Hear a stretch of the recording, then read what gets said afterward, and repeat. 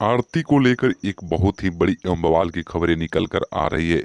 आपको बता दें कि बहुत सारे जो है कि न्यूज टीवी चैनलों पर देखने को ये मिल रहा है कि आरती कुमारी का जो है कि अब शादी हो चुका है।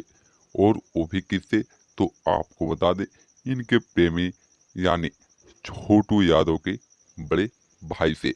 आखिर क्या है सच? और ये जो देख रहे हैं ये आरती कुमारी के जो है कि भाई है, मुख्य हत्यारा यही है। आखिर इसका क्या सच है शादी का? और बहुत सारी जो है कि फोटो वीडियो वायरल हो रहा है। तो आपको बता दे कि इनका जो है कि शादी वादी कुछ नहीं हुआ है। आपको बता दें कि ये बिल्कुल जो है कि झूठी बातें है और अफवाह फैलाया जा रहा है। आखिर क्या है सच, क्या है झूठ, आपको मैं ये बता दूं कि इनकी शादी जो है कि अभी नहीं होगी और ना ही हुई है।